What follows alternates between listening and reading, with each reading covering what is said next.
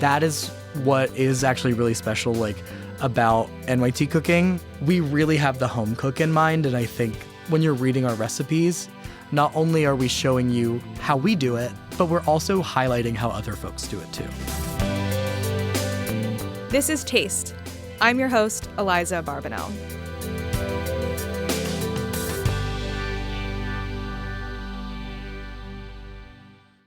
Vaughn Vreeland is a supervising video producer overseeing the Test Kitchen studio team for New York Times Cooking. He's also a passionate baker and home cook, and he develops recipes for the Times. Today we had Vaughn on the show to talk about what happens behind the scenes, plus bringing the annual cookie package and pie package to life.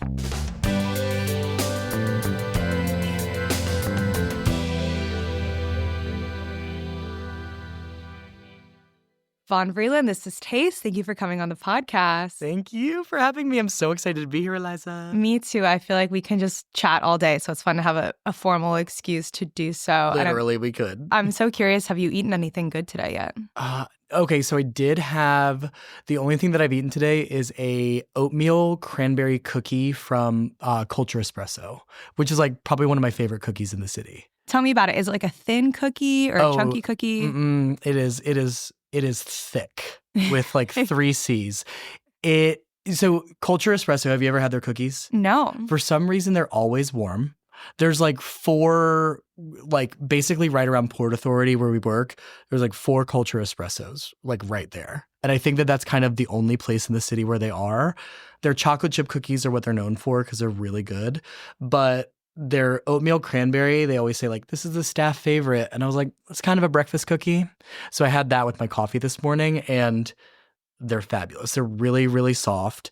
They're a little too sweet, but I think it's what I needed this morning because I like had a couple bourbons last night and I was like, I just need a little sweet treat. You know what I mean? Yeah, honestly, like a bourbon cranberry cookie also sounds pretty good to me. Oh yeah, that sounds actually fabulous. I feel like you must be doing a lot of seasonal like baking and eating this time of year. I know the Times just put out that big pie package today that you worked on. Yes. So were you eating any pie for breakfast?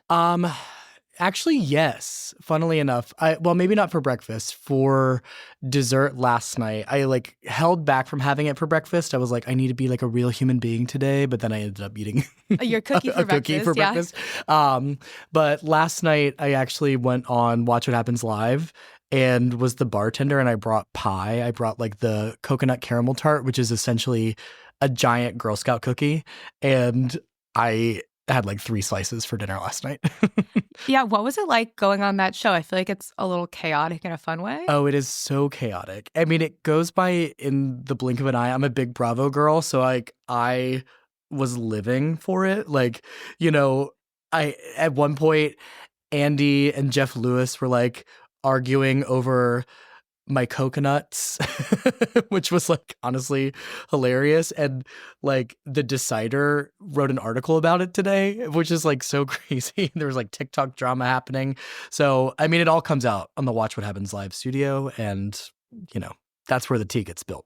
Yeah, I'm kind of embarrassed to say that I've never watched this show before, but I obviously know like the significance that Bravo holds in the hearts of people that watch it. So I imagine for you, it must have been really fun to be on it. I'm like fully invested in the cinematic universe. So yeah, it was really special for me. But I know that it's not, you know, everybody's cup of reality, but boo, I'll see myself out. That was so dumb. No, we're just getting started. The puns are just going to get worse from here. I know. Today I posted the pies and I mean, obviously Wicked is on the brain. And by the time this comes out, it'll probably be like really on the brain for a lot of folks. But I posted the pies and I was like, everyone deserves a chance to pie, which is also just dumb, but I'm really curious about the pies. Working on that package, was there like a standout favorite for you at the beginning versus like at the end? Is there one that you think people should really start with? Ooh, yeah. You know, the coconut caramel tart, which is the one that I made and was eating for dinner last night. That one I had actually made before I started working on the package. I was like, I think I had some like leftover toasted coconut from making granola or something, and I was like, this would be really good in like a caramel, and I just like put it in basically a tart shell. Mm-hmm. And I was like, this would actually be really good as like a giant Girl Scout cookie.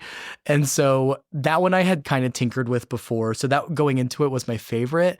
But then I think honestly, like throughout the process, I never was an apple pie guy. And it kind of made an apple pie believer out of me. Just because, you know, I was able to find the sweet spot. No, and that actually is no pun intended. Like I was I was able to like bring a little bit more tartness into it that I've always been missing.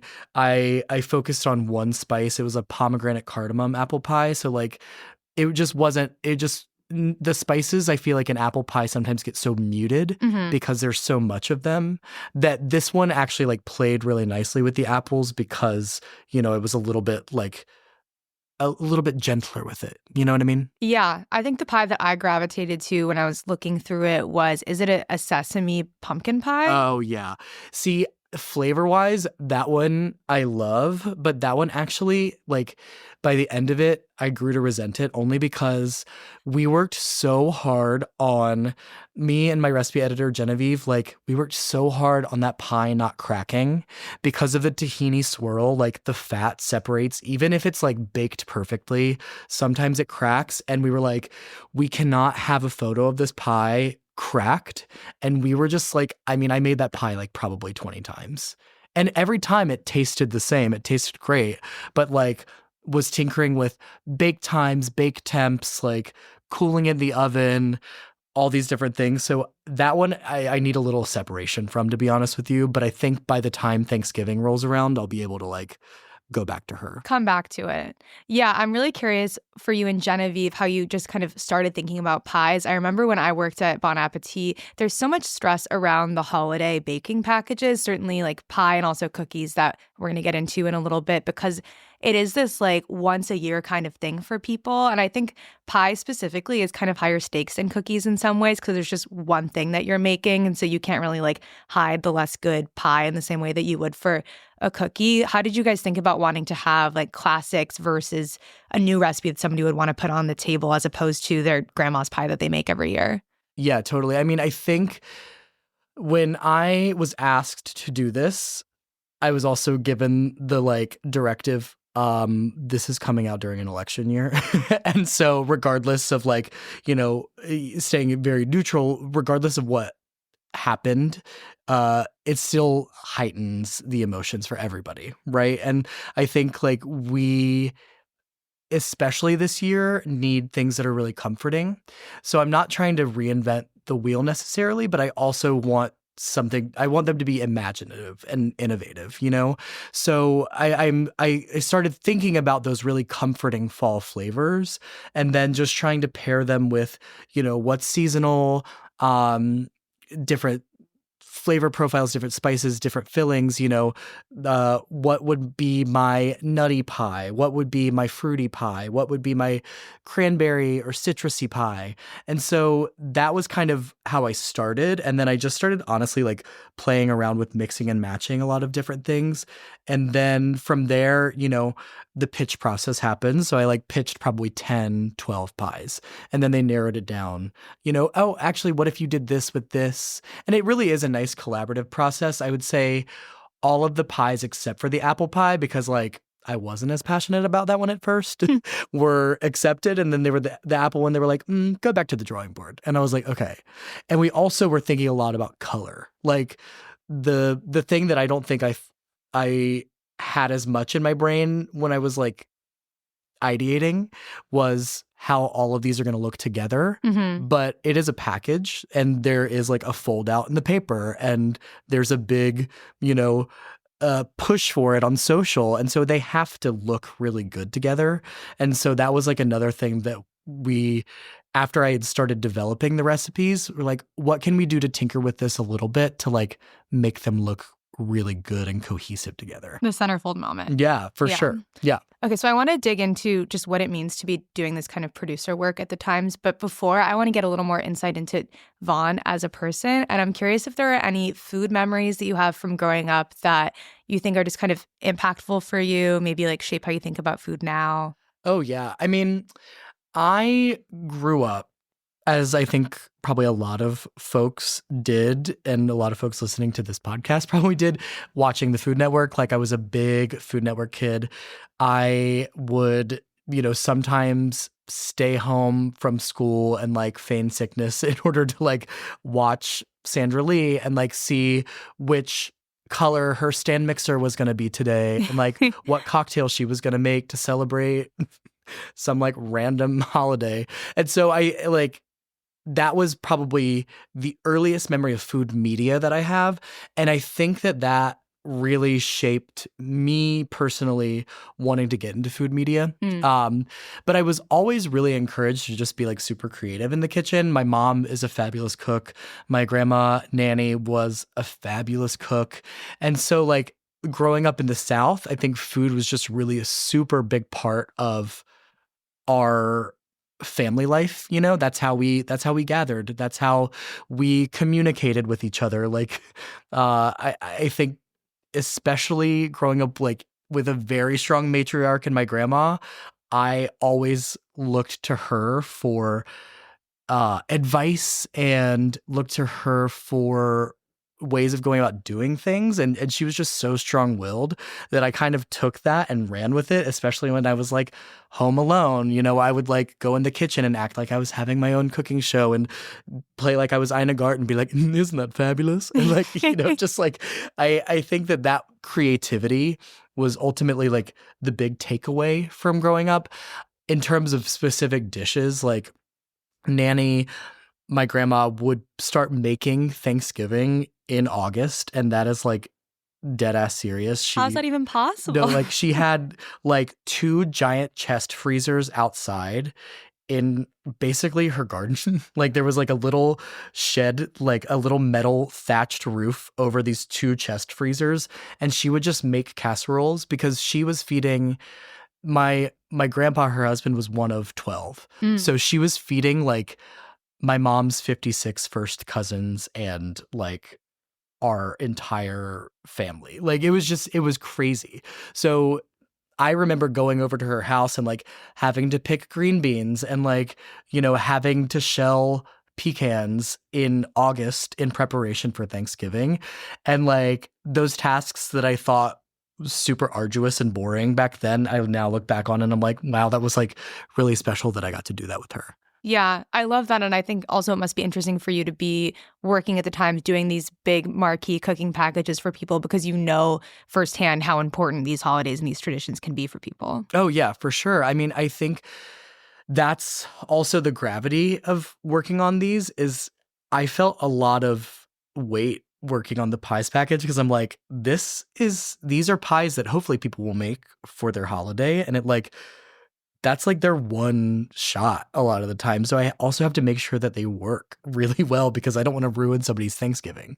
You know what I mean? I actually won't make pie anymore because I've tried to do it for Thanksgiving a couple of times and my crust always gets kind of leaky, and the disappointment of spending hours making something and having it not turn out is just kind of too much for me to take. No, I mean, literally though, I honestly like, I was very blunt about it. I was like, I never liked making pie before they asked me to do this. And I was like, okay, so I'm going to like make it my mission to fall in love with pie.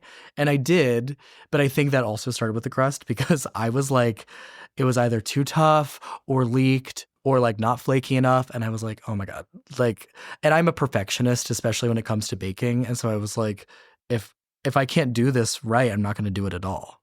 Right. And I think of you as someone that's really drawn to baking. What do you think it is about baking specifically that holds this interest for you?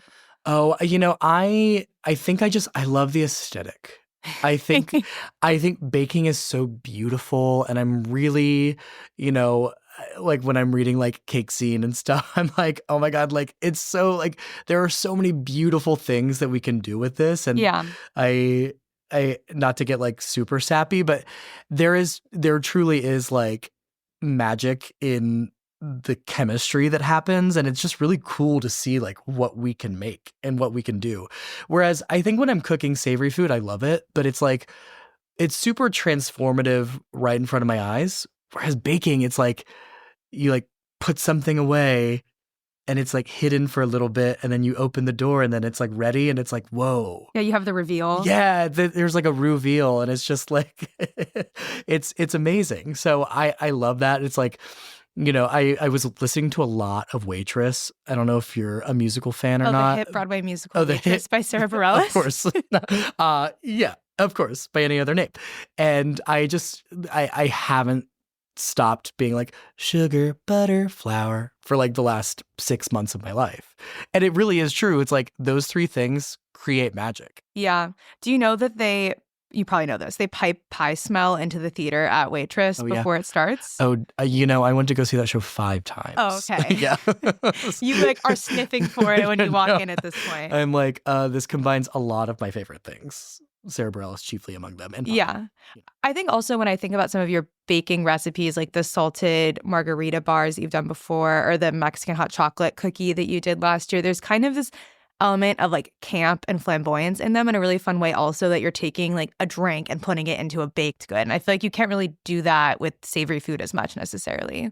Yeah, I totally agree. I mean, I think my like tenure at BuzzFeed.com, the website, like really helped me arrive at that a little bit. Like we had a lot of, I guess, informal media training about what hits, what lands, right? Like BuzzFeed our job was to create viral sensations. And so like, I think that in a way, I take that knowledge, but I also want it to be applicable to people's lives. Like no one's going to be making like, bacon wrapped chili dogs deep fried in cornbread batter drizzled with caramel. Like I think that's like, I mean, is that made up or is that a real? No, I'm sure we did it at some point. Yeah, okay. Like truly. But people will make a bar that tastes like a frozen margarita. Like that, it sounds delicious, and it's like, oh wait, yeah, it is. Yeah, I think that makes a lot of sense. So we're talking a lot about recipe development, but that's kind of just one of the hats that you wear at the Times. And I'm curious, like, what does it mean to be a video producer, specifically working in the test kitchen studios that you're kind of helping make sure all of the videos there are coming out? Yeah, I mean, I started at the Times 6 years ago, which is crazy. I started as just a video producer, a video journalist is what we call them there. And it was basically my job, along with my coworker Scott, to start the video team. We did not have a video team for cooking there. And so I just find that I care so much about the videos because I've seen it since its inception, that it really is kind of my chief concern there, is like making sure that everything that we do is up to our standard, is very quality, very informative, very aesthetically pleasing. I think that there's a whole storytelling element that we bring into a lot of our recipe videos as well. So trying to balance all of those and direct people to make sure that we exact that is really important to me. But yeah, I mean, working in the studio is such a joy. Honestly, I love it. And it is one of those things that I don't think I could ever give up. Like I'm starting to do a lot more recipe development, a lot more on camera work, but I love being behind the camera too, because it brings me a lot of joy to see other people doing things that they love. And I would never want to give that up for the sake of like just me doing my own thing, because, it's really cool to watch Sola and Ham and Mystery Menu like create a tasting menu in an hour just from like their brilliant minds. It's insane. And that is like so cool to be on the other side of. And I've learned so much. Like I'm not formally trained. And so I say that my culinary education, aside from just like learning from my mom and my grandma and like Sandra Lee, well, kind of Sandra Lee, how to throw a good party from Sandra Lee. Yeah. And Ina, like, I think my real culinary education has come from being behind the camera and just ingesting like literally thousands of hours of people who are brilliant at what they do, doing it and learning not only the what, but also the why and the how. Yeah, and I think that's what a good cooking video is really doing. And I think that's what the hosts, certainly Ham and Sola as an example, do so well is that they're explaining the reason why they're doing something. Even like how to cut a lime properly, which I think Ham did in just an Instagram video on Instagram Reels, which if you're listening and you're wondering if you've been doing it right, you basically cut the lobes off of the core of the lime instead of just cutting the lime in half, which you would do with a lemon. And the reason why is that the cell walls of the lime are constructed differently. I think I'm saying this all right. Yeah, you are. And if you have never cut a lime that way, go find a lime and cut it. And the amount of juice that you get out is shocking. It's kind of like, how have I not been doing this my entire life? No, I know. It's called cheeking it. So you're literally just cheeking it. And I do that with my lemons too. But it really, like, watching Ham, like, he has that Instagram series Do Better, which is so fun because sometimes he does things I feel like to get a rise out of folks. Like when he mashed the avocado through through the cooling rack, like people lost their minds, but it's also like brilliant. You know, if you're like making guacamole for 100 people, like why wouldn't you do that? Yeah. And when I had Ham on this podcast, actually, we talked about that technique because he learned it when he was working at Empeon, where they're making guacamole for hundreds of people in the restaurant. And it is the fastest way to just get the avocado out. But if you're cooking for, like, if I'm cooking for myself and I don't have a dishwasher, like, there's no way I'm using a wire rack to squash out my avocado. Absolutely not. No, I do not have a dishwasher. That is actually, okay, so that's a great point. You don't have a dishwasher either? No. Okay, so that's probably the hardest part of this entire job. Like I made at least 60 pies for the pie package. I do not have a dishwasher. I was doing it all in my apartment, my tiny kitchen. I have a half-size oven. I can only fit a quarter sheet tray in there. Like that was the real Where test did you of my put patience. all of the pies when they were done? Also? Oh, it was wild. I have pictures of my freezer and my fridge, like just not even, I would have to take them out of the pie plates and stack them and like put layers of foil in beneath them and just like cram them into my freezer or just give them to neighbors or friends in the neighborhood. Like I did that a lot, which was actually really helpful because I learned a lot about, you know, what I needed to fix and what people like. But that was a nightmare. That was actually a nightmare. I'm like, I also need to expense my Con Edison bill because I was developing these pies in June and July and having my oven on for hours at a time in 100 degrees was horrifying. That's the side of developing things ahead of time that people don't really think about. Yeah, it was bad. You mentioned mystery menu. Are you responsible for picking the like secret ingredients ahead of time? So our producer who works on that, Jonathan, he usually kind of comes up with a grab bag, you know, no pun intended because it is like a grab bag show, but he comes up with like a lot of different potential mystery ingredients. And then we usually sit down like together as a team and we're like, okay, this could actually be really good because what if they make that? Like, oh, this actually could be really cool because what if they do that? For the chickpea episode, we thought that they were going to make a dessert with aquafaba, for example, but they didn't end up doing that. So it's always really cool to like have them subvert our expectations too. Yeah. Because we're like, oh, this could actually be really good because they could just make this. But that's just like Sola and Ham are going to give you what you want. They're going to give you what you don't know you want yet. Right. And you've been working with them for a couple of seasons. So you would think that you would, I'm sure you in some ways do anticipate what they're going to do better, but that's also what makes them such great as hosts is that they're doing things unexpectedly. Oh, absolutely. I mean, all the time, even in their individual videos, like I absolutely adore working with them. Sola doing 101 is our Cooking 101 is our series, just kind of like very instructional, back to basics kind of thing. And even that stuff, I'm like, oh, you know, like I know how to cook an egg, but I'm still learning stuff being on set with her. I'm like, wow, like they're both just so knowledgeable about everything. And I look up to them an immense amount. This is like the Sola and Ham fan club show. I know, literally, though. I mean, I could talk about them for hours, too. Do you have a favorite mystery menu ingredient episode? Ooh.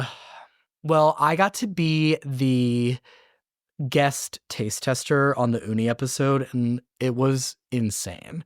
It was also one of those episodes where at the end they like threw up their hands and they're like, we failed, we did terrible. And then I tried it and I was like, this is actually some of the best food that I've eaten in the last like probably 2 years. Do you remember some of the dishes? Oh, they had this uni French toast, which was incredible. I was like, never in my life would I have thought to do that.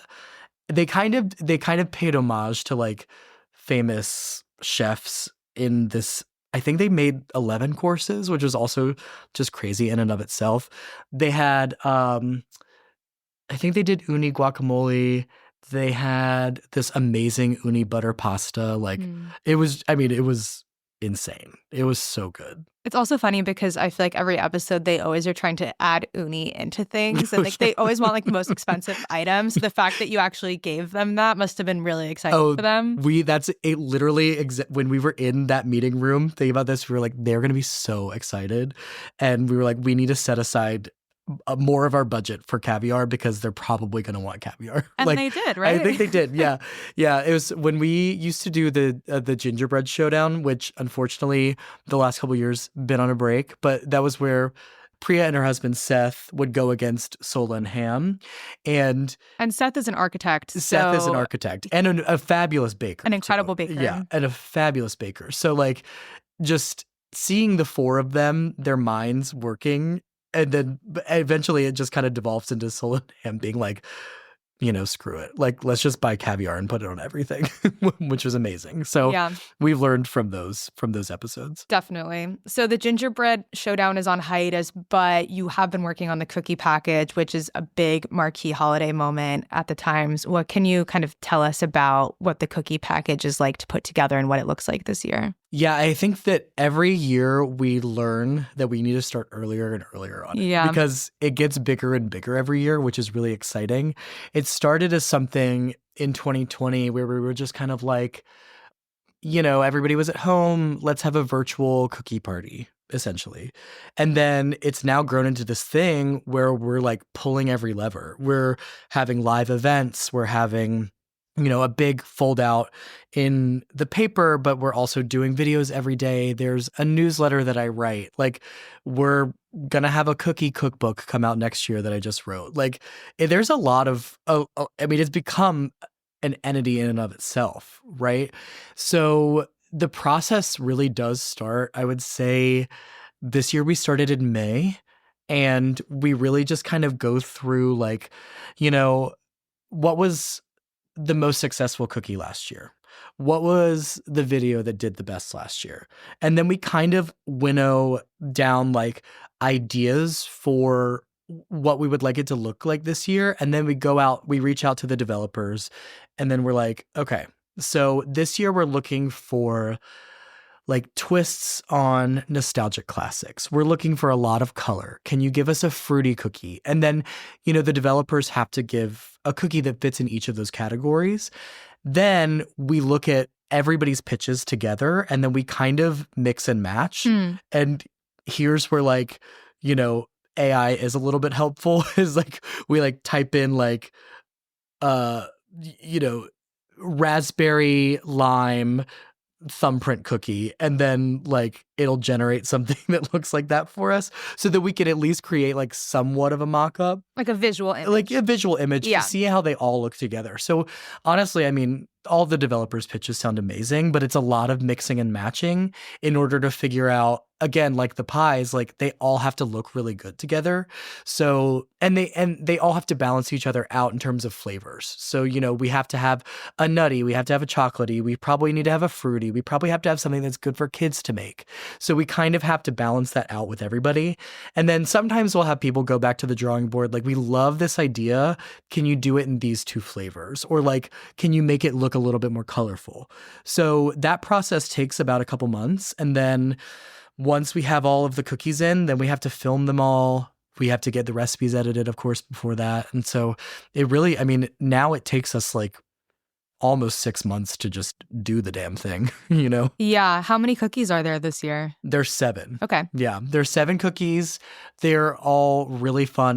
The photography this year is like really gorgeous. I mean, I think every year the photography is great, but this year especially, they use this like these very beautiful jewel tones as the background. I think we've been playing with color a lot more. Like the pies, we did pinks and purples and greens, and this one is like, we have like emerald and ruby red. Like it's beautiful, beautiful. So I'm really excited for people to see it.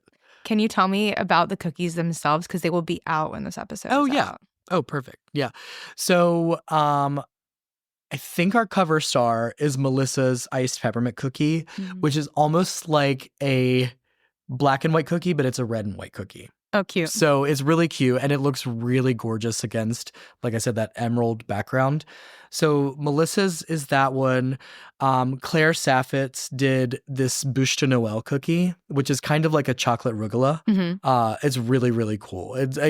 Just that one is a little bit more labor intensive, but they're delicious. Yeah. And very worth it. And I feel like for Claire, people will do a project bake. Exactly. And it makes, I think, like 30 cookies or something like that. So, your yield is pretty high. Sola did a Holiday Rocky Road, which I love. Like, it's basically just fudge with a lot of really fun, colorful mix-ins. She did like gumdrops and Biscoff cookies, and it's like just delicious, but also really, really cute and looks really great in a cookie box. Sam Senavaratna did a cheesecake stuffed ginger cookie, which was delicious. Like, I am a soft and chewy cookie girl, so that one was speaking to me probably, maybe not more than the others, but like, I loved that cookie. My heart just leapt when you said cheesecake stuffed because I love cheesecake. Yeah, it is really, really good. And I mean, anything that Sam bakes is like fabulous, but this one was like, chef's kiss. Eric's is a lemon turmeric crinkle cookie, which I also love because that one kind of tastes like Fruity Pebbles. Ooh. It is, there's something about like lemon flavored things sometimes. Like, it's not artificial lemon. Like, he's using real lemon in it, but like the lemon turmericness of it is like, did I just eat a bowl of cereal? In a like good way. The earthiness of the turmeric maybe. Yeah, like non-derogatory for sure. Like, yeah. It's like really, really good. Yeah. Suli's is a matcha and black sesame swirl cookie. That one's shortbready and like also delicious. Sue is so good. I am obsessed with Sue, and like all of her shortbread is fabulous. She did a shortbread last year, Yeah, right? last year she did that Neapolitan checkerboard cookie, and that was like, I'm not a shortbread guy, but that made a shortbread believer out of me, and this one this year is like kick it up 10 notches. And then my cookie is a rum buttered almond cookie. So kind of playing off like the campiness again, drinks as cookies. I was like, all right, what's the last holiday drink that I haven't made into a cookie? Because I have the eggnog snickerdoodle, the peppermint brownie cookie, the gingerbread latte cookie, the Mexican hot chocolate cookie. So this one is like basically, those Italian pignoli cookies? Yeah, so it's kind of a little bit like that. It's like an almond flour, powdered sugar, egg white base with a little rum in it. And then I brush rum butter over the top. I roll it in slivered almonds, brush rum butter over the top before I bake it, and then right after they come out of the oven, and then sprinkle them with flaky salt. And they're honestly pretty good if I do say so myself. But it does sound really good. And it sounds gluten-free maybe also. It is gluten-free, yeah. Is that something that you think about also wanting to have like a vegan or a gluten-free option in the mix? We definitely have that conversation a lot of the times. I would say like in the past, we haven't necessarily had those options. But this year I was like, we need to have a cookie for everyone. Right. And so that was definitely, this one is not vegan because it uses egg whites, but it is gluten-free. Yeah, that's good. It's a nice option to have. I'm curious to get your thoughts just a little bit more broadly. It's crazy for me to even think about the fact that it's been 6 years since the Times launched the video for cooking, because obviously, as we're talking about with Food Network, like that's been such a kind of staple of a lot of media organizations. Like, how have you seen the Times cooking video strategy kind of evolve over the past 6 years? Like, what do you think the era is that we're in right now? Ooh, that's a really great question. I think right now we're in an era of really building out our talent in terms of franchising. So I think like, you know, maybe that's a little too inside baseball. maybe my directors might not love that I'm saying that, but I think that's probably fine. So essentially, we're looking at creating not only series for YouTube, but how can we take these series and kind of make them breathe a life of their own, like Cookie Week, for example. So Cookie Week, like I said, we've got live events, we have newsletters, we have, we're pulling a lot of different levers, and it seems like an entity that people really gravitate toward. So how do we have that strategy kind of carry us throughout the year rather than just being super seasonal? And, if we can have a baking series that has a newsletter attached to it, it's kind of almost creating like a cinematic universe in and of itself. And I think that that's one direction that our strategy is definitely going in next year, is kind of like, how do we make this even more of a multimedia experience than it already is? Because a lot of times our videos do have an editorial component, but we want to be that destination for folks, like one-stop shop. Like they're coming here to get their recipes, their videos, their newsletters to keep up with the times. Like that's kind of what we're creating. And I think that that's definitely like the big part of our strategy for next year. Mm-hmm. That makes a lot of sense. And looking like beyond the times, are there any individual creators or other brands that you think are doing cool stuff in the world of kind of food video right now? Oh, yeah. I mean, I love Chuck Cruise. I think Chuck Cruise is so cool. Chuck Cruise, also Haley and Chuck together are Haley so good. Catalano. I adore her stuff. Like, just so soothing. It's so funny because if you asked me a couple years ago, I would have been like, I would never unwind with a food video. Like, I do it for my day to day, and they have content that like that soothes me, like deep down in my soul. But I'm also learning a lot. I'm like, oh, that's such a great way of doing that. Or like, I wouldn't have thought to put these things together. And I really, really enjoy that. I think I'm now finding more inspiration in individual creators than I was a couple years ago. Maybe I was a little jaded because I'm like working on the media side of things and I am not myself necessarily an individual creator. And I'm like, oh wow, like no, but it is really cool to see what they're doing. And a lot of these folks have very, very strong points of view that I appreciate. Like, I also love Carolina Gellin. Like, I love her cookbook, and she makes videos for us too. But like, just her as an entity, she's so fun. Her food is amazing, and I think that she's really out there, like, kind of hitting the pavement in such a cool way. I'm like, damn, she's made such a name for herself in the last 3 or 4 years. Yeah. It's crazy. And that's just really inspiring to me. Yeah, I think that makes a lot of sense. And I think it's interesting also to see people who have formal restaurant training that have become creators, like Haley and Chuck, for example, in the past couple of years. And just the fact that people see that as a viable career path, like people, especially who are working in restaurants who maybe don't want to be doing that kind of work anymore, they are thinking about making video.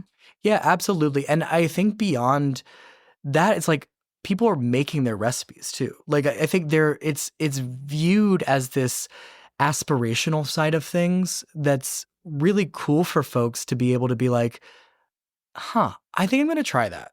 And even if I don't make it look exactly like Haley or Chuck makes it look, like, I'm still going to do this thing. And they're actually getting people to be outside of their comfort zones a little bit, which is really, really neat. Like, I think that that's what our goal is always, like, at the times, is if we do have a more aspirational recipe that's like a little bit more labor intensive, how do we get people to actually make it?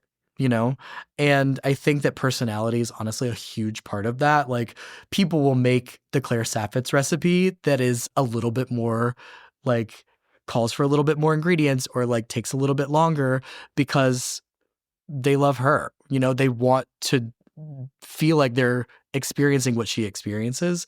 And I think that that's like a good viable option for a lot of people in the restaurant space, is like, hey, like, go into the creator space because it's obviously working for them.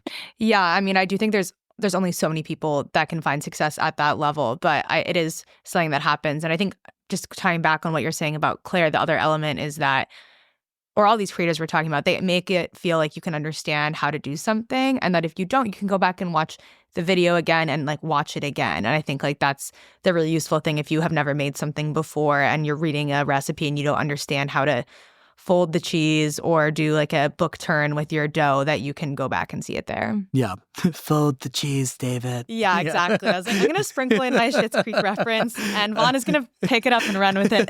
Fold in the cheese. No, and I think that's honestly Sola and Ham too. Like that's what a lot of what I learned from them isn't purely culinary. It's like how to teach people. You know, they're so good at teaching people how to do things that it really helps me frame my thinking when I go on set to be talent in a video. It's like, okay, like, yeah, like I'm going to be like, try to be a little silly, a little like, I'm going to kiki with the girls, but like I also like need to be informative because ultimately like that's why people come here. I've definitely seen some comments on YouTube before where people are like, what is this? Like, you know, it's like, what is Vaughn saying? Like stop with the jokes. Like I'm here to learn how to make a cake, you know, but you know, it's now for me more about balance because I want to obviously be very informative and share my knowledge with people, but I want to entertain. You know? Want to be yourself. Yeah, too. I got to be myself. Actually, can you maybe explain the lore behind the Katharine Hepburn brownie recipe comment? Yeah, so basically it was this woman who commented, it starts off, you're reading it, and it's like, oh, this is so sweet. Like, this has been my go-to brownie recipe for 30 years. And you're like, okay, cool. I mean, I'm just imagining she definitely talks like that. Yeah. Joe talks like that. And she was like, just giving people pointers. And she goes, in the 80s, an acquaintance in Germany to whom I brought some of the brownies and who considered herself a great cook asked for the recipe but was never able to get it to work. She kept asking me what she was doing wrong and I was never able to solve her problem. Eventually, she moved to the U.S. and stole my husband. So like it's like completely innocuous, and then she's just like takes a real turn. Yeah, this bitch stole my husband. Also, is the implication that because she couldn't make the brownie recipe work, she decided to take something from her in return? Honestly, actually, maybe. Speaking of making a cinematic universe, I'm waiting for the Times to like IP this and make a whole spin-off movie, you know? That would actually be, that's so smart, Eliza. Oh Take my God. Wait, and give me a literally, cut, I'm about to go 10 blocks down the road and be like, guys, I've got an idea. No, I mean, I think that the comments like live and breathe a life of their own. And so when I did those few videos of like cooking the comments, you know, they're really fun for folks, but I really think that honestly, like we don't necessarily need me to like read all those comments aloud. No. They have a life of their own. They have a life of their own. And this series that you did where you did the adaptations that people suggested in the comments, I thought was really smart because it's a good way of acknowledging the fact that there are valid tweaks on recipes while at the same time kind of gently making fun of those comments that are like, I subbed the almonds for kale and it turned out terrible. 2 stars. Literally though. I mean, we definitely have some like those comments are crazy. The comment section really signifies how much of a community we have in the cooking atmosphere. Like it isn't just a place for people to come and get the recipes. It's also a place where people can come and share their recipes and like how they're adapting it. And I think like for me, I always view recipes as this living, breathing entity. And there's no better marker of that than going to like the notes section of a recipe and seeing how people are amending it. And honestly, some of the versions that I made were amazing, you know? And I think that is what is actually really special, like about NYT cooking, not to get like too, you know, high on the horse, but like we really have the home cook in mind. And I think that is something that's very apparent when you're reading our recipes is like, not only are we showing you how we do it, but we're also highlighting how other folks do it too. Yeah. I want to close today with playing a little rapid fire taste check game with you. So Ooh, I'll give fun. you a question and make you play favorites and you can tell me the first answer that comes into your head. Okay? Yeah. Your favorite cookbook? Ooh, I do love Pass the Plate right now. Carolina Gallen's cookbook. I think it's really good. Your favorite like holiday recipe to bake? Eggnog snickerdoodles. Your favorite New York City restaurant? Thai diner. Ooh. What meal of the day? Ooh. Every meal? Every meal. I do love going there for brunch, but I love getting their cabbage rolls are so good. And I could eat that for dinner or lunch. Their khao soi is my favorite khao soi. Khao soi is so good. I actually lived in Thailand for like 7 months, and that was something that we could only get in the north of Thailand. And being able to come here and get like really good khao soi, so good. Your favorite bakery in New York? La Cabra or Libre? Your go-to bagel order? Okay. Egg everything, untoasted, sausage, egg, and cheese with onion and sriracha. Nice. Yeah. Your go-to late-night bodega snack? Ooh. A Cuban with chips and orange drink, if you know, you know. Do the chips go in the sandwich or on the side? Sometimes I'll do that myself. Okay. But you wouldn't ask them to do it? No, I wouldn't ask them. No, that would late night, you can't do that. No, late night, no. I'm just like, I'm ordering something that's prescripted on the menu. Yes. I'm like, I'm not trying to make your life hell. A piece of kitchen wisdom or a hack that you think more people should know about? Ooh. With enough love and enough salt, anything is possible. A now closed restaurant that you wish you could bring back from the dead? Okay, well, off of Thai Diner, probably Uncle Boone's, because I loved that restaurant. It was my favorite before Thai Diner even opened. Or Prune. The most underrated piece of kitchen equipment? Probably an offset spatula, for me personally. I use it for everything. Something that you will never make from scratch? I will never make shortbread from scratch just because I'm not really, like I said, I'm not really a huge shortbread fan, but I will eat shortbread that is made from scratch. Definitely. Yeah. Okay, finally, a fictional food scene, like from a book or a movie or something made up that you wish you could eat in real life. Oh. Okay, so since I've got holiday on the brain, like Home Alone 2, when he orders like all of that room service from the plaza and he's just like eating buckets of ice cream, that is iconic. So probably that, or like the honey chocolate syrup shaving cream scene from The Parent Trap when they do the prank, or the Oreos. And at home I like to eat them with peanut butter. Yeah, maybe eat the Oreos and peanut butter and then don't eat the shaving cream. Yeah. The Parent Trap just has a lot of good food. It really does. Yeah. And thank you so much for coming on the show, Vaughn. This was so fun. This was so fun. Thanks, Aliza.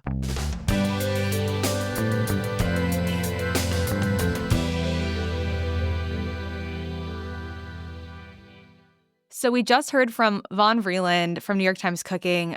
A lot of great baking ideas, what it was like making the cookie package for the Times this year. And I wanted to chat with you a little bit more about holiday baking and get a sense of what we're trying to be making, what we think other people should be making. I mean, Aliza, we're in the season. We're like right there right now. And I loved your interview, by the way. What a great conversation. Yeah, I have so many ideas of things that I want to bake. And I also have been just consuming a lot of cookies and treats this time of year. Me too. I mean, I always feel like I need a block of cheese next to me at all times during the holiday season because I need to counter-react the over sugar I become. Mm-hmm. Do you have that tendency sometimes?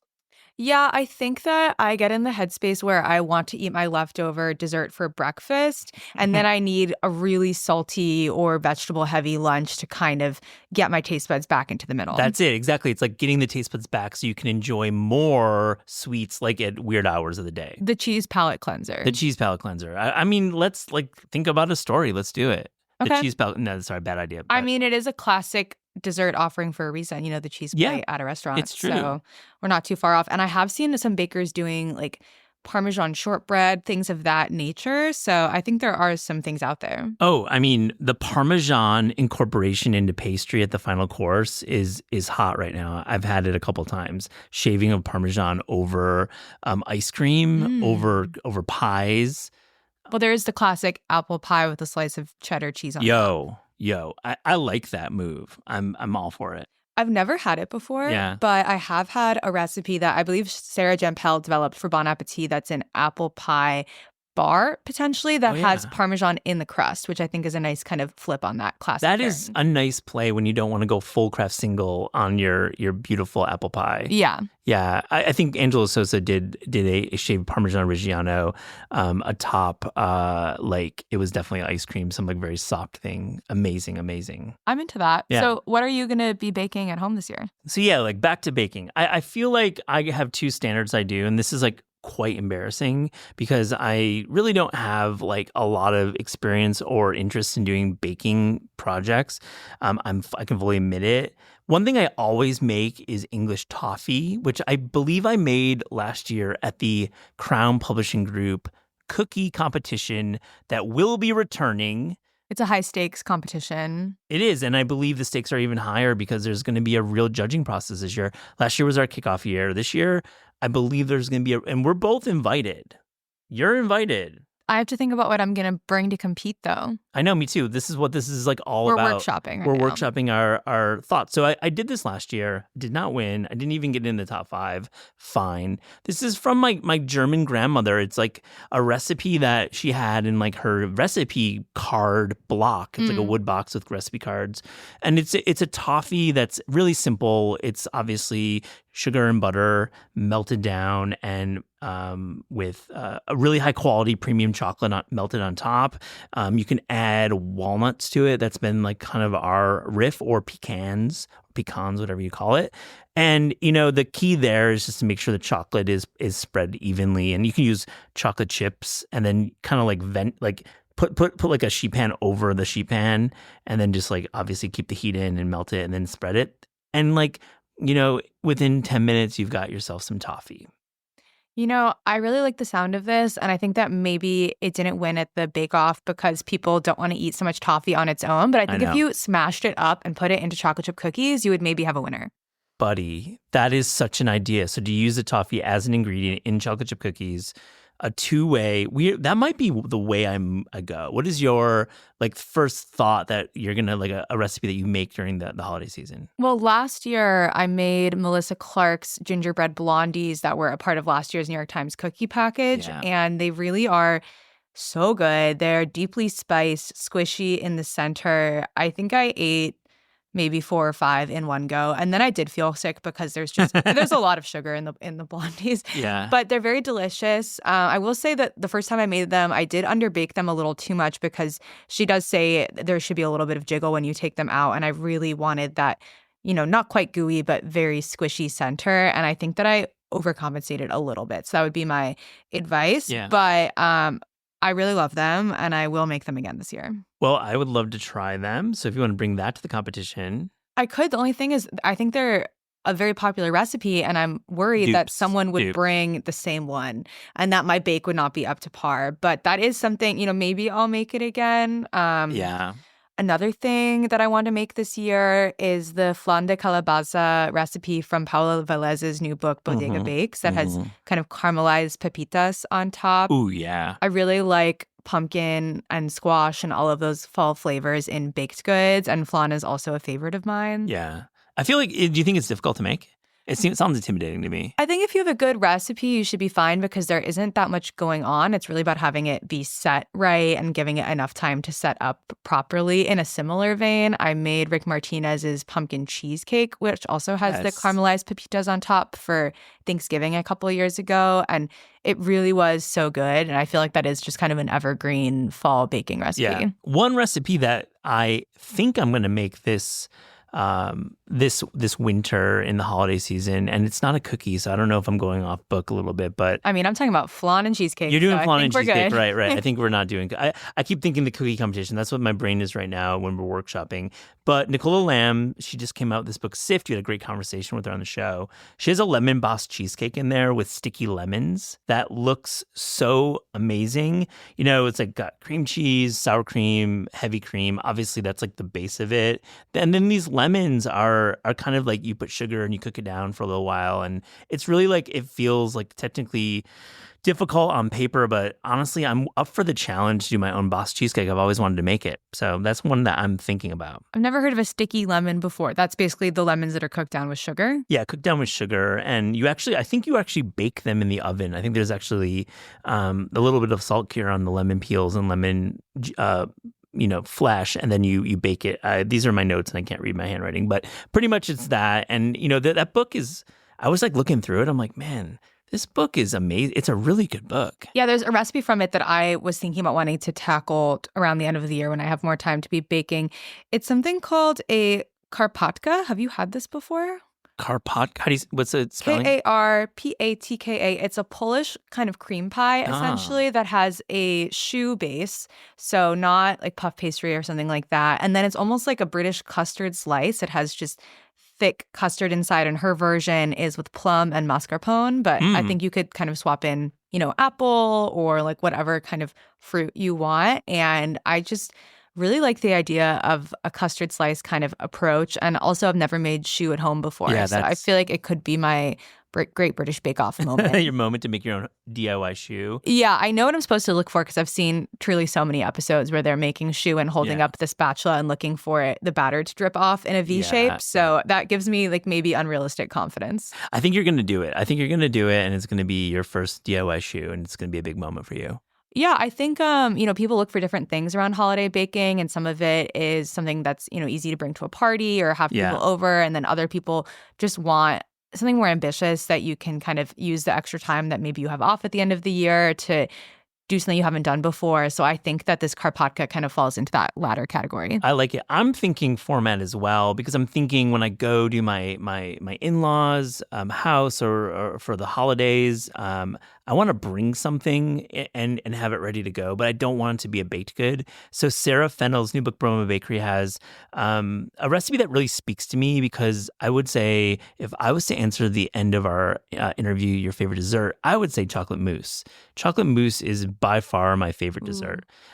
Basic as hell, definitely 1980s, but I like it. I think it's easy to do in advance. She has one with peppermint, so she puts peppermint extract in it, and it's really it's a pretty basic, straightforward chocolate, eggs, mousse recipe, but it uses the blender, and blender is always running, and it feels like it's very approachable, which I think Broma Bakery's cookbook, Sweet Tooth, has a lot of cool, approachable recipes like that. And I'm going to do little ramekins. I think I might go buy some ramekins, because I don't have ramekins, and I feel like I'll have a future with ramekins.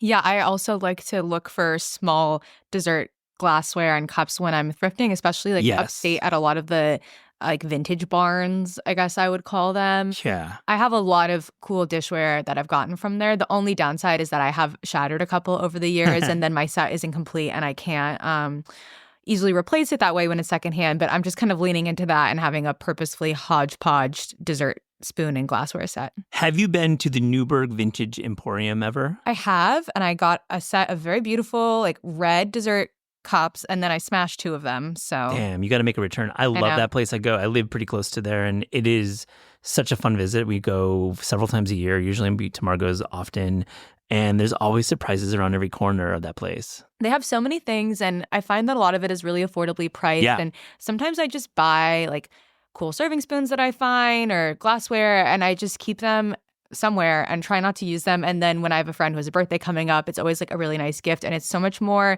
unique and affordable than if you're going to a store here in the city. We just pivoted to gift guide. I know, sorry. We're doing gift guide mode. No, I'm into that. We should do a gift guide, actually. It's a good idea. Is there one last recipe you want to highlight? The last thing that I know I'm going to make are these buckwheat chocolate chip cookies. That is a Sarah Jan Pell recipe from Bon Appetit that she developed as a part of a baking package when I was working there. And during the pandemic, I had a fixation on these cookies because you can easily freeze them and then just thaw off a cookie or 2 at a time. And I was in an era where I really felt that I needed a warm chocolate chip cookie every night for dessert. Ooh. But it is just a really good chocolate chip cookie recipe. The buckwheat flour makes it almost savory and nutty, and you still have some AP flour in there to give it the structural integrity. So it's not a gluten-free cookie, but it is just a very complex cookie. I love buckwheat cookies. I agree with you. The texture is always the first thing that you notice when you bite into one, and it has that curiosity. And of course, if you use high quality chocolate, if you sell it hard with that, you've got 2 things going for you, great texture and structure and chocolate. Yeah. Also, I think if you chopped up your grandma's English toffee recipe, it would go really good in that cookie. So I think I've landed on chocolate buckwheat cookie with English toffee. I think that sounds really good, but you shouldn't limit yourself, because if you lose and it was my suggestion, then really I'm the person who Well, you're lost. going to do that one, I feel. I have one last call out, because I always make this over the holidays. I make puppy chow every holiday, also called Muddy Buddies, depending on your regionality. Mm-hmm. Have you had this pastry? Is it a pastry? It's not. It's like a snack. It's like a sweet snack mix. It's right? A sweet snack mix with kind of the puffed Chex what are they called? Well, I think Squares? if like they're called Chex Squares or Chex cereal. They're just Chex. They're like the rice Chex, Yeah. basically. Yeah. I've had it before. I've had a couple different flavorings. What's your flavor profile? I mean, peanut butter is always how I go. It's always peanut butter and chocolate and Chex with powdered sugar, obviously. You toss it all together in like some form, Matt, in some, in some kind of array. I don't know what you call it. In some kind of, like, we do that in a precise way, I'd say. Soigné. Weirdly vague, yeah. Weirdly vague. I'm like thinking about how I do it, and I probably do it differently every time, but it's like one of those no recipe things that you do. Yeah, and then do you kind of package it up and give it to people, or do you just kind of keep it around the house in bowls? I mean, all of the above, pretty much. I usually make enough to have my own stash in like a gallon Ziploc. And then, yes, absolutely, neighbors, friends, coworkers. I mean, do you think I have a chance of winning if I do a puppy chow with a little bit of a twist? I feel like I'm confused on if this is a cookie bake-off or if it's just a dessert thing. I feel formats have been it's been a little vague. Yeah, I mean, I worry that one of the reasons why you lost last year is that you gave toffee, which is not a cookie. So maybe if you did like a puppy chow cookie, I think that would kill. How do I do that? It's like we're doing the rice cereal somehow base. It's like a bar almost. Yeah, you could do it as a bar. That's actually a really smart idea. Yeah. I think it needs to be in a bar or cookie format for the purists. I think so. I mean, I'm going to get the ground rules. We're going to do it. It's mid-December. We have a little bit of time. Yeah. I also want to shout out, just while we're talking about Rice Krispie adjacent things, the sesame Rice Krispie treats that Eric Kim developed for the New York Times 100% are very delicious. I've made them, think twice. I love that recipe. It's in his cookbook, I believe, too. It's such a good recipe. It gets on the savory sweet dessert, which I'm into, and which also, going back to our original cheese candy conversation, maybe would help prevent that kind of oversweetness. Yeah, I think maybe going a little savory might win. We're going to do some research here. We will report back if Matt is victorious at the Crown cookie competition. Well, good chatting baked goods with you. Yeah, I'm looking forward to eating whatever you make. This is Taste is hosted by Matt Rodbard and me, Aliza Abarbanel. The show is produced by Shalia Harris and Pat Stango and edited by Clayton Gumbert. Theme music by Steve Rydell. Visit Taste online at tastecooking.com and make sure to subscribe to our newsletter for updates on all cool things happening.